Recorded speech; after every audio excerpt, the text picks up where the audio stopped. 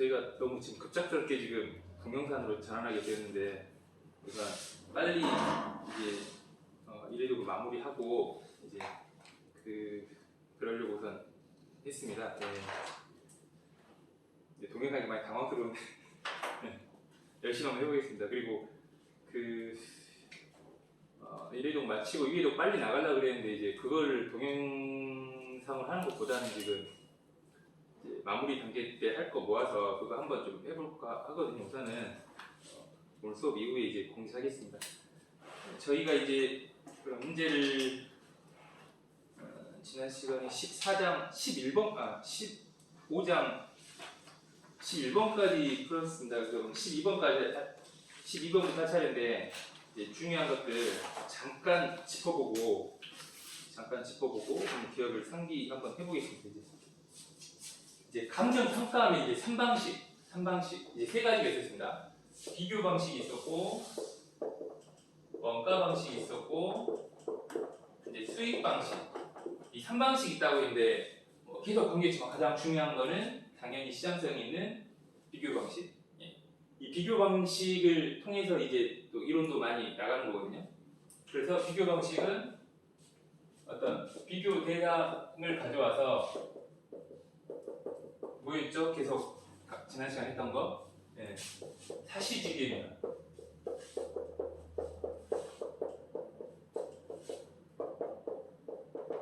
사시지계면 이렇게 하는데 이건 사정고정, 시점수정, 지역유의, 개별유의, 면적. 여기서 이제 키포인트가 한 3개 정도 있는데 이때 비교 방식은 이 비교 대상을 가져와서 대상의 가격을 만들어가는 과정이라고 말씀드렸습니다. 그래서 사정고정의 요인이나 시점고정을 가는 거고 지역유의 요인이나 개별유의 면적 이거 갈 때 분모가 들어간다고 했죠? 분모가 이 비교 대상을 지워야 되기 때문에 이 비교 대상의 요인이 들어가야 되고 분자는 대상으로 이제 바꿔줘야 하기 때문에 대상으로 들어간다. 이거 그렇게 외우려 하지 마시고 지우고 대상 이런 거 하기 때문에 무조건 분모는 비교, 분자는 대상이 들어간다. 이걸 보시면 되겠고 그리고 두 번째는 이론하고 관련이 있는데 이 지역요인과 개별요인 개념을 보시면 사정을 보정해서 대상과 맞춰주고 시점을 요구하는 가격 시점으로 바꿔주고 하는데 이 지역요인은 이 부동산이기 때문에 부동산 이 지역이 있으면 이 지역의 뭉뚱거리는 가격 수준을 갖고 이 지역의 어떤 표준적 이윤 문제 갖고 이게 지역요인이거든요. 근데 이제 지역요인에서 외우라고 했는데 이제 기억나실까요?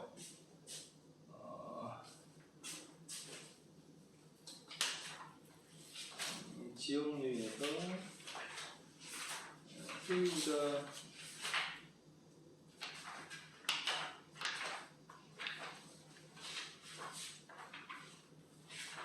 이게 14장에서 이제 표로 했던 건데 이제 2페이지, 3페이지에 개별 분석과 지역 분석 해가지고 하는데 이때 제가 했던 게 지적 경제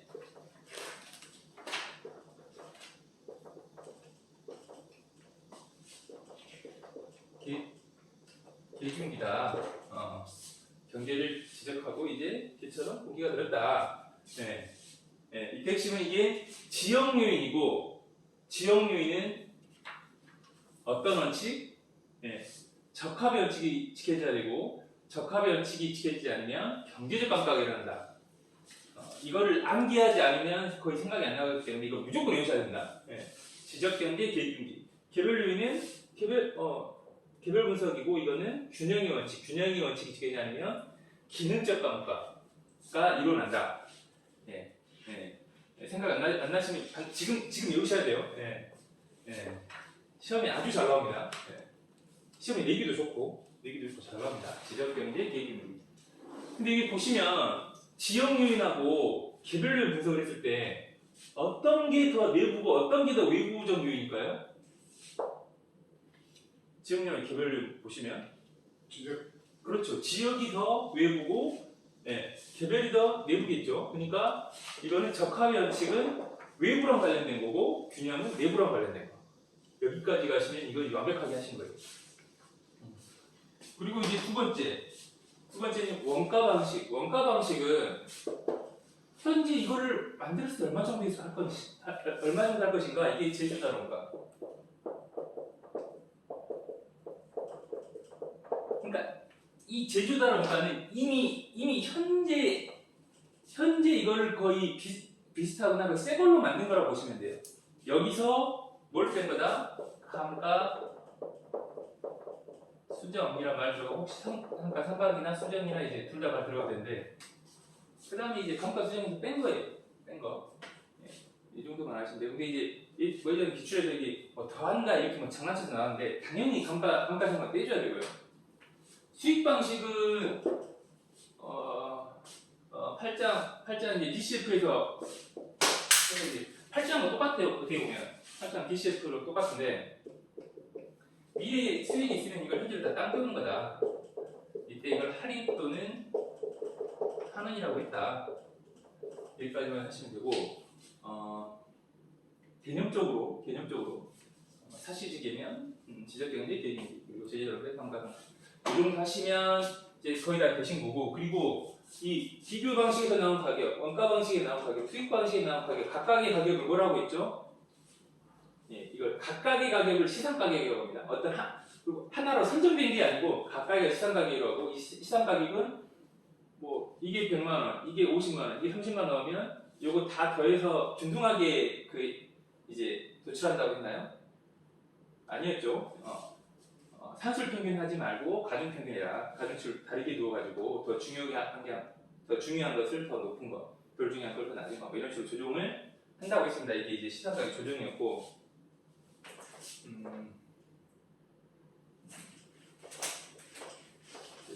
비교 방식은 중요하니까 하나 적어두고요.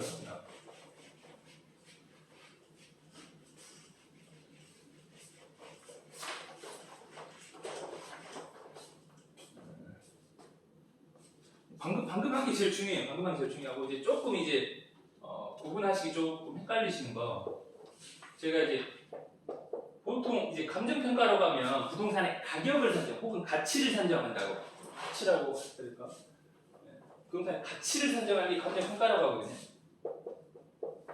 근데 이제 가격을 산정하는 게 있고 임료를 산정하는 게 있는데 당연히 주는 거의 다 이제 가치를 산정하는 게 줍니다. 근데 비교 방식에서는 그냥 용어 정의는 비교 방식에서는 거래 사례 비교법이라는 용어를 쓰고 임대료에서는 임대 사례 비교법. 네. 이 용어 자체가 전혀 어렵지 않아요. 그러니까 시험에서 문제될 게 없어요. 다만 이제 문제되는 거 두 개, 원가랑 수익 방식인데 제가 말씀드렸지만 가치가 좀 더 대표성이 있기 때문에 원가 방식에서 원가라는 말을 가격이 가져가요. 원가법. 그리고 임료에서는 원가법만 썼으니까 다른 거를 뭐 좀 가져온다 해서 여기서 적산법이라고 말했습니다. 그리고 지난 시간 3번 말한 것 같은데 할인이랑 환원이나 이런 것들은 미래 현금 흐름을 현재로 가져와서 가치를 구하려고 하는 방식이거든요. 그래서 수익 환원법 이 환원이라는 말 자체가 가격을 구한단 말이에요. 네. 땡겨서 그 방식이 들어가니까. 그러니까 수익 환원법이 이제 가격을 구하는 게 들어가고 수익 분석법이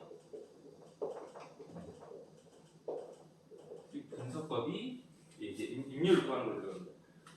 이거는 계속 뭐 엄청나게 중요하다기보다는 시험에 아주 가끔 나오기 때문에 뭐 그냥 나중에 생각 안 날 때 해서 이제 시험장에 갈 때 딱 외우고 간다 이 생각을 하시면 될 것 같습니다. 이제 지난 시간에 11번까지 풀었는데 12번부터 진짜 풀어보도록 하겠습니다. 계속 말했지만 맞으셔야 되고 예, 계산기 하시고 없으시면 휴대폰으로 아니면 이제 집에서 들으시는 컴퓨터 계산기라도 손가락으로 한번 해보겠습니다. 12번 보시면 문제가 공시지가 기준법, 공시지가 기준법.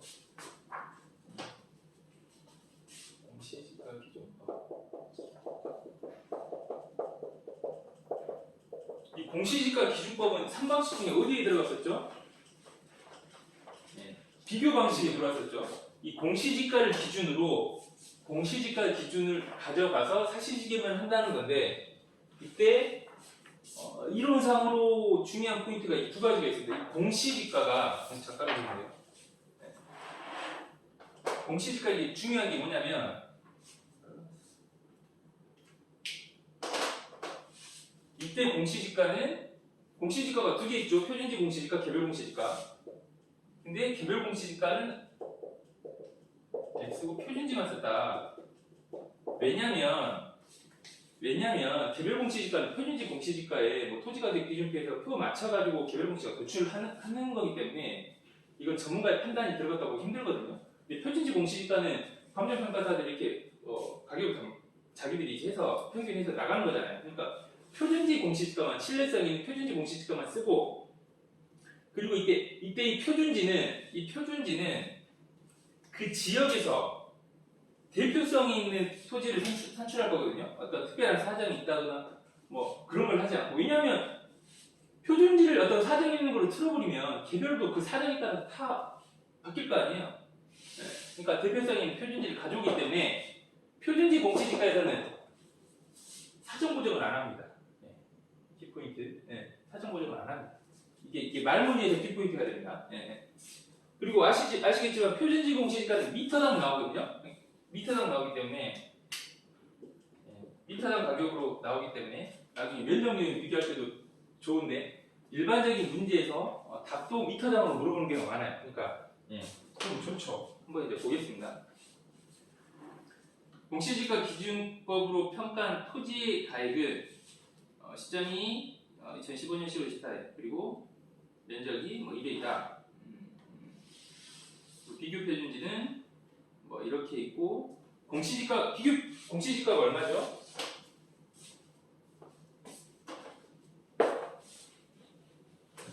얘도 사실지기만 가야 되는데,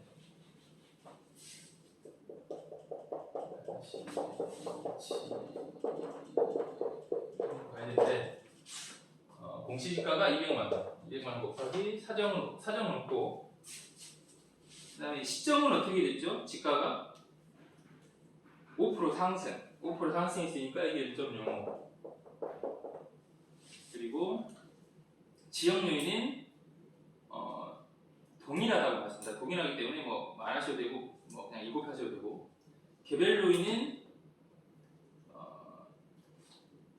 대상 토지가 비교 표준지에 비해라는 것은 비교 표준지를 분모로 놨다는 말이거든요. 그러니까 비교 표준지에 비해 이런 말로 하면 바로 뭐 계산할 필요 없이 뭐 열세면 빼주면 되고 좋으면 더해주시면 됩니다. 그 말은 이제 가로 조건이 5% 열세라는 거는 0.95, 그리고 환경 요건은 20% 우세 1.2 해주고 하는데, 물어보는 게 이제 대상 제일 위에 보시면 그 대상이 면적이 200m인데 물어보는 게 미터당 가액을 물어봤어요. 미터당 가액을 물어봤기 때문에 면적은 이제 안 하셔도 되는 거예요. 처음 할 필요가 없는 거예요.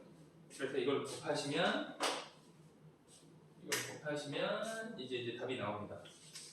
예. 이건 이제 중요한 게 뭐냐면 12번은 반드시 맞추셔야 돼요. 빠른 시간에 연습하시면 충분히 되거든요. 별로 안 어려워요.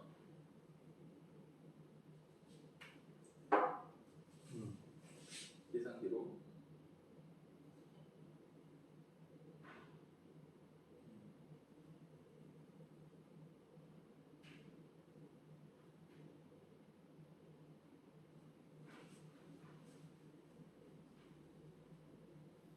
그렇지.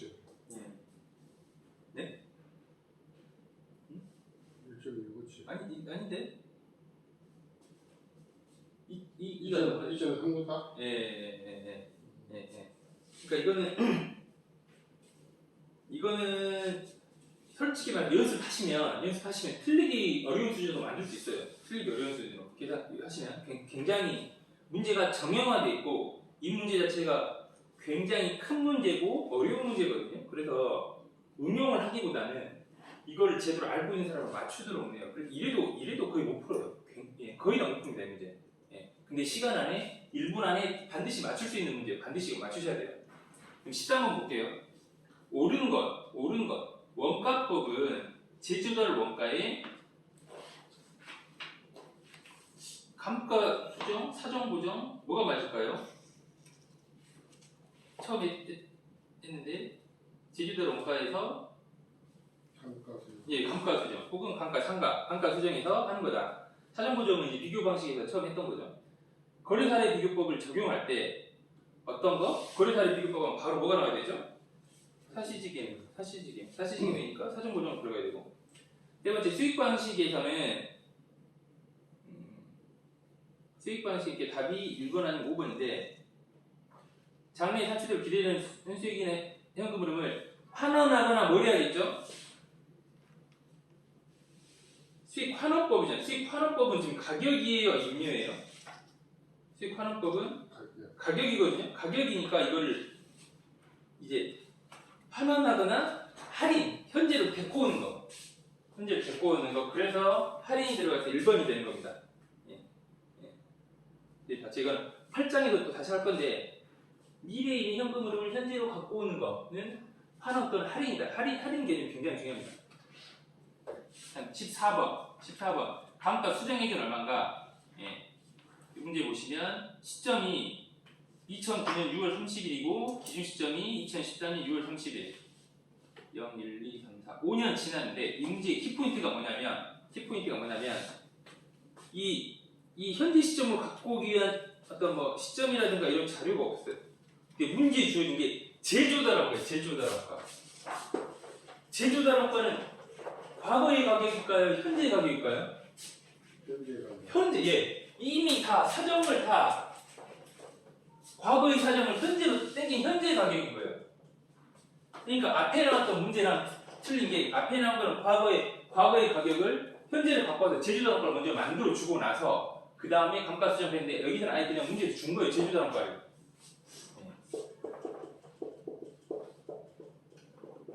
제조달원가에서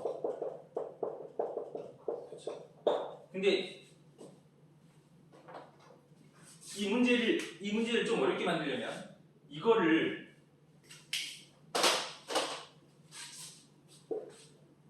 어떤 과거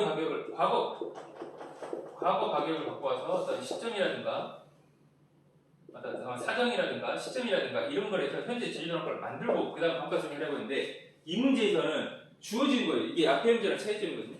이 제조달원가가 200이고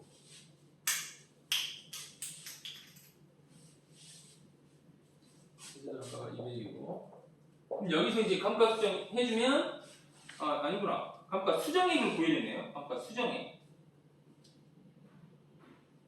얼마만큼 감가 수정했는지. 그럼 여기서 보시면 무슨 법? 정액법이고 잔존가치율이 10%다. 그러면 감가 대상액은 190. 네? 아니 200에서 90%. 네. 10% 그러니까 10%인 180. 예, 그렇죠. 10%만큼 절대 안 되니까 그거는 끝날 때 10%가 나오니까 182 이제 감가 대상액인데 전체 몇 년에서 50년에서 몇 년 지났죠? 5년. 그러니까 답은 18이 됩니다. 반대로 해서는 감가 수정액 물어봤는데 이런 문제보다 더 잘 나올 게 현재 기준 시점의 대상의 가액은 하면 어떻게 하면 되겠죠? 이만큼 평가됐다는 거니까 대상이 제주도 원가가 200이니까 200에서 18 빼주는 182가 현재 대상 가액이다. 예, 예, 가액이다. 이게 더 잘 나오겠죠? 이 문제 굉장히 쉬운 문제입니다. 아까 네. 처음 단위만 물어봤기 때문에. 다음 15번. 15번 미터당 제주도 원가. 이 문제도 시험장에서 보면 굉장히 압박감을 느낄 만한 문제거든요. 굉장히 어려운 문제입니다. 근데 한번 풀어볼게요. 근데 맞출 수 있어요. 20년 전 5층이 했는데 이제 뭐 대지 있고 중요한 연면적이 1450제곱미터다.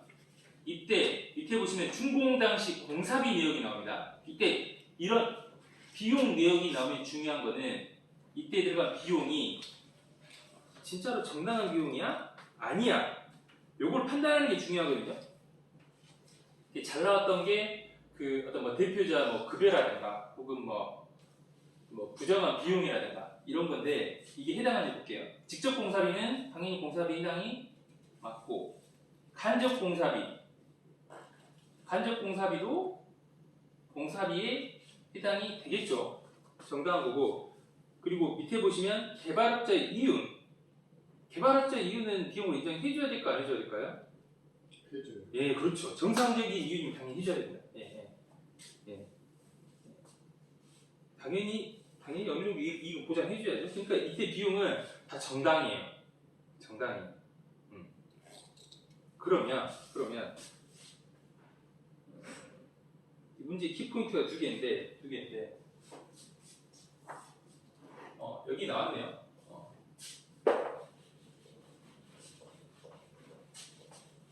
지금 물어보는 게 감가상각 이런 걸 안 물어보고 제주달 원가만 물어봤거든요. 이 제주달 원가는 과거 가격에서 일단 사정이 있으면 뭐 현재 사정 바꿔주고 시점을 현재로 땡겨준다. 네. 그리고 문제에서 물어본 거는 미터당 제주달 원가다. 미터당. 근데 아까 연면적이 1450이었죠. 1450. 제곱미터였죠. 그러면 이게 얼마였지? 네, 총계가 400이죠. 총계가 400인데 여기서 어떤 시점이나 사정이 있으면 바꿔야 되는데 문제 나오면 20년 전에 건축비는 100이고 현재는 145다. 그러면 현재로 바꿔줘야겠죠? 45 바꿔줘야겠죠? 그리고 중요한 거는 만약에 그냥 제주도 원가를 얼마냐면 이게 끝이에요. 이게 끝인데 미터당이니까 얼마 나눠줘야겠죠? 1450m를 나눠주면 이게 답입니다. 네, 계산기 한번 해보실래요? 네.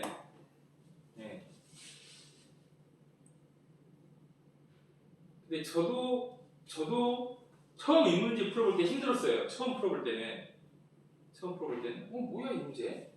예. 근데 한 2번, 3번 풀어보시면 껌이지 이런 생각 드실 거예요. 예.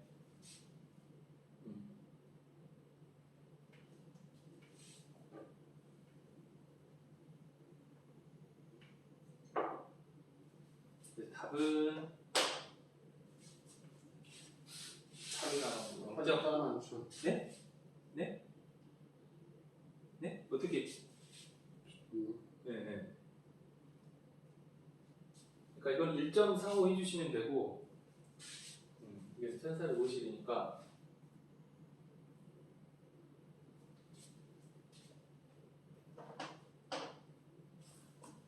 그래서 이 문제를 왜 이렇게 했냐면 이거 일부러 나눠 떨어지게 하려고 이렇게 냈거든요. 네, 문제 낸 게 그래서 이제 답이 이제 400 예. 곱하기 예. 1.4 네, 나누기 1450. 145 네. 나오고 네. 그러면 답이 뭐 0.4 나올 거니까 이거는 제가 네. 그러니까 이제 아까 두 자리 됐으니까 40만 원 이렇게 도출이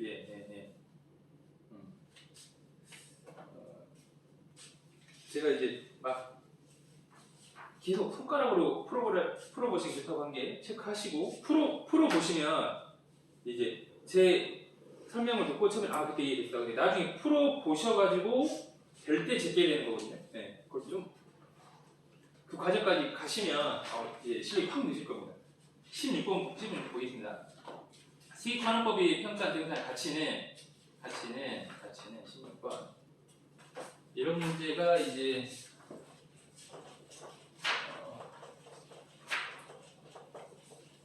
이 문제는 8장에 놔둬도 똑같은 8장에 놔둬도 돼요. 8장에 놔둬도 되는데 여기서 설명할 때 8장 티셔츠인데 유효 총소득이 38이고 경비가 8이면 이제 NOI가 얼마죠? NOI가 다시 한번 하면 8장에서 했던 게 이거 중소득이 8. 가유순전후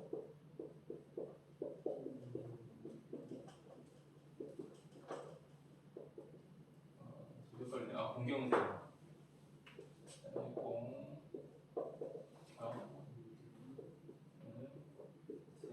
여기서 가장 중요한 건 어떤 기업의 어떤 중심을 잡아주는 게 순영업이익 NOI다. NOI가 중요하다. NOI 중심으로 가격이나 어떤 가치를 많이 선정한다라고 말씀드렸는데 순영업에서 보면 영업 경비를 뺀 이 30이 지금 이제 NOI 순영업 이익인데 이때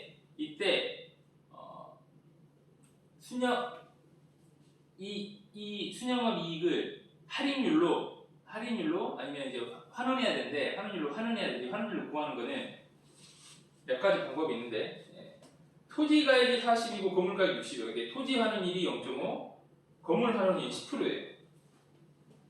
딱 봐도 이걸 보면 할 게 하나밖에 없어요. 환원율 구하는 거. 토지가 40%고 건물이 60%거든요. 근데 토지 환원율이 5%. 건물 환원율이 1%. 그냥 이렇게 구하시면 돼요. 각 비율별로 문제에서 주어지는 비율별로 가중평균 해주시면 돼요. 이렇게 하시면 환원율이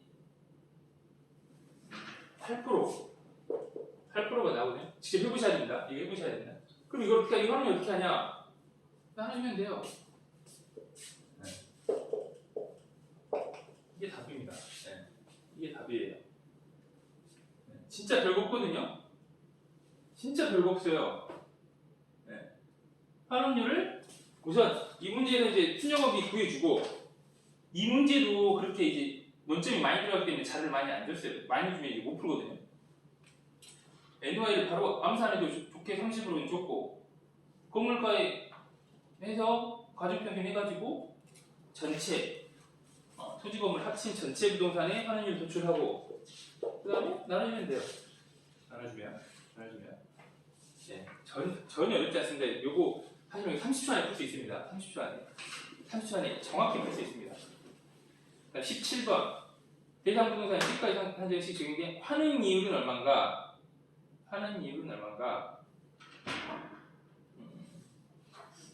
17번이 이게 어려운 문제거든요. 근데 17번은 암기 문제입니다. 암기. 17번 지난 시간에 제가 암기 하셨으면 했는데 몇 페이지냐면 이거는 그냥 외우시라. 703페이지 보시면 703페이지 보시면 그 부채 감당률법 6번 반가율법 부채 감당률법에서 종합 환원율이 나오거든요. 그때 이제 제가 체크를 해드렸을 거예요.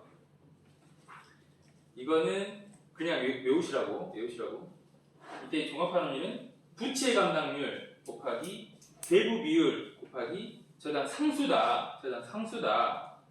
이렇게 했는데 이건 이 문제를 통해서 이제 외우시면 될 것 같아요.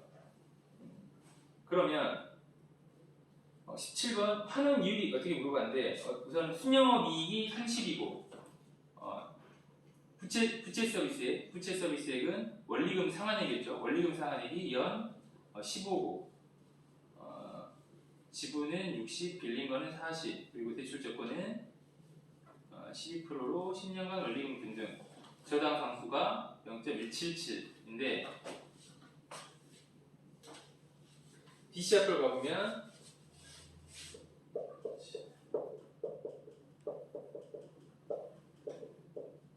곱하기 대부비율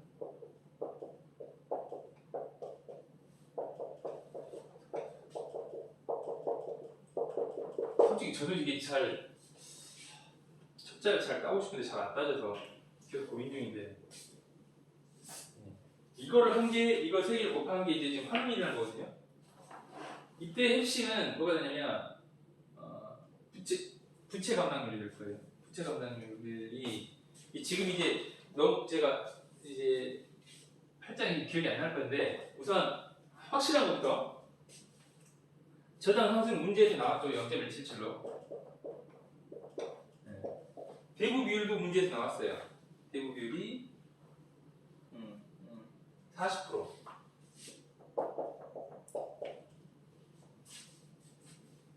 그러면 부채 감당률은 이 원리금 빠져나가는 거를 기업이 부채에서 빠져나가는 원리금을 기업이 감당할 수 있는가? 감당을 잘한다면 좋은 걸까요, 나쁜 걸까요? 예, 좋은 거죠. 그래서 여기서는 원리금 상환액이 분모로 들어가고 분자에는 순영업이익이 들어가요. 네. 그러니까 이게 부채 서비스겠죠. 영어로 데트 서비스라 가지고 부채 서비스 얘기인데, 그러니까 여기서는 뭘 물어본 거냐? 이것도 물어봤지만 부채 감당률이 뭔지 알고 있는가? 근데 이제 저희가 이제 8장을 다시 이제 단기적으로 빡 해보면 부채 감당률은 이제 외우실 거거든요. 잘 나오니까. 네. 그러니까 원리금 상환액이 여기서 문제에서 원리금 부채 서비스가 15, 이게 15고 이게 NOE가 30이니까 네. 이거 하면 2 곱하기 0.4 곱하기 0.177 하면 답이 나오실 거예요. 근데 이제 이 문제가 전형적인 문제가 아니기 때문에 훨씬 어려운 문제보다 이게 더 어렵게 느껴질 거거든요. 네. 더 좀 많이 들어 어려울 것보다. 근데 이제 이거는 뒤에서도 한 문제 더 나올 거기 때문에 이걸 외우셔야 돼요. 네. 부채 감당 곱하기 대부 비율 곱하기 저당 상수하면 이게 전체 환원율이 된다. 전체 할인율이 된다. 그리고 하셔야 되고. 그리고 18번 예. 이런 문제가 이제 이런 문제가 개념을 잘 잡고 있으면 이제 안 틀린 문제죠. 반드시 맞춰야 됩니다. 반드시 맞추셔야 돼요.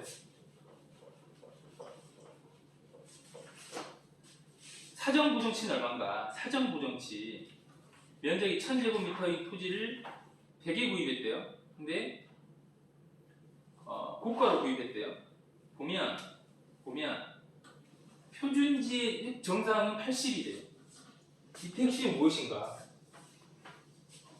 사시지게면으로 가는데 이때 사시지게면에서 이 비교를 없애주고 대상으로 간 과정이기 때문에 분모가 뭐가 들어간다고 했죠? 대상치가 들어갈까요? 비교치가 들어갈까요? 비교를 없애줘야 되니까 비교가 들어가고 분자에 대상이 들어간다. 네. 그럼 이 문제 틀릴 수가 없어요. 그러면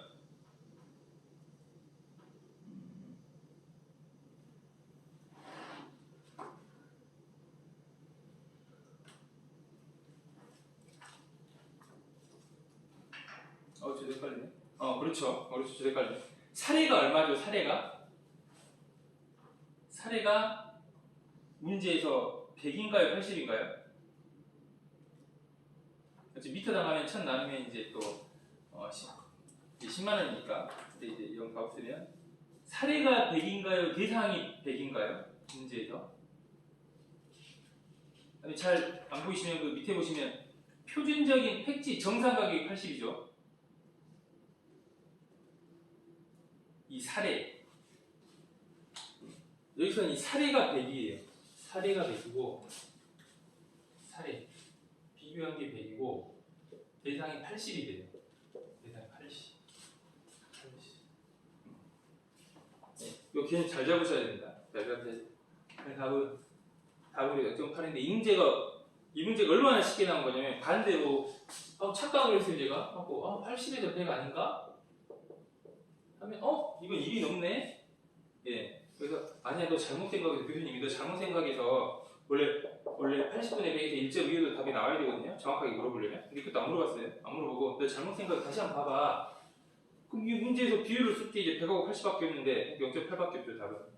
근데 이제 그거는 이제 앞으로 그렇게 안 나올 거고 요 개념 분모에서 비교가 왔으니까 이 비교를 없애주는 거니까 사례 사례라고 볼게요. 그러니까 이 사례나 어떤 비교 대상을 없애주고 그리고 대상을 산출한 거기 때문에 분모에는 무조건 비교를 없애줄 거다. 예, 이게 키포인트가 될 겁니다.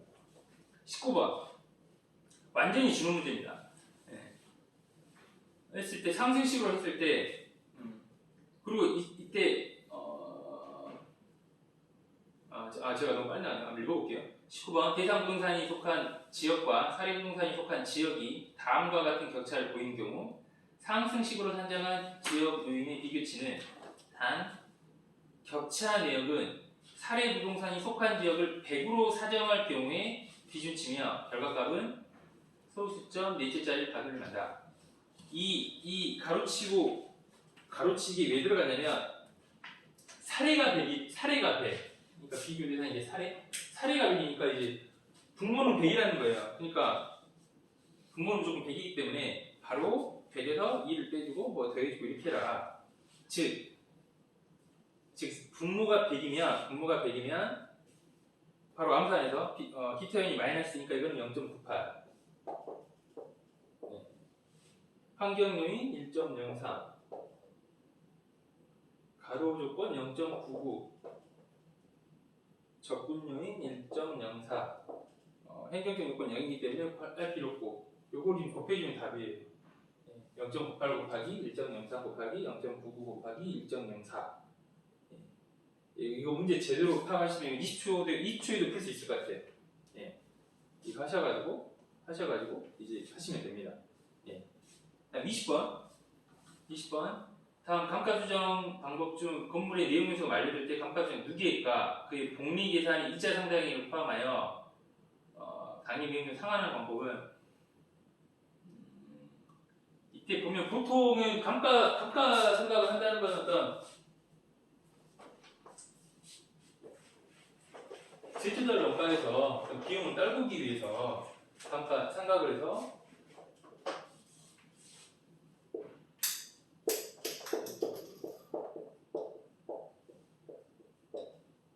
제주도를 원가에 있으면 여기서 감가 수정분 생각을 해가지고 빼주는 작업인데 정액법 같은 경우는 어떤 감가 대상액을 균등하게 쪼개는 거고 정액법은 퍼센트를 곱해서 해주는 거였는데 특이한 게 보통 그래서 감가 수정은 어떤 이걸 비용 처리하기 위해서 어떤 건물 가격을 비용 처리하기 위해서 이렇게 나가는 건데 상환기금법은 나중에 이 건물을 다시 사기 위해서 은행에 넣은 개념으로 보기 때문에 이자가 붙어요. 그래서 이자 개념이 들어가면 그냥 상환기금법 페이지는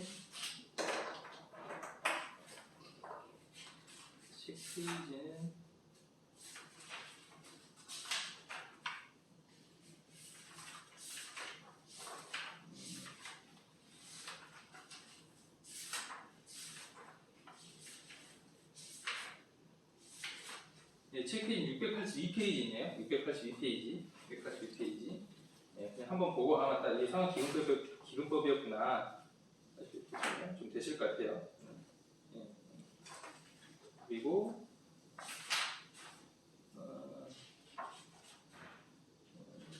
거의 이제 신시 다 봤는데 21번 이제 좀 빨리 볼게요. 제가 너무 지금 하고 있는데 21번도 그냥 DCF법이거든요. DCF법인데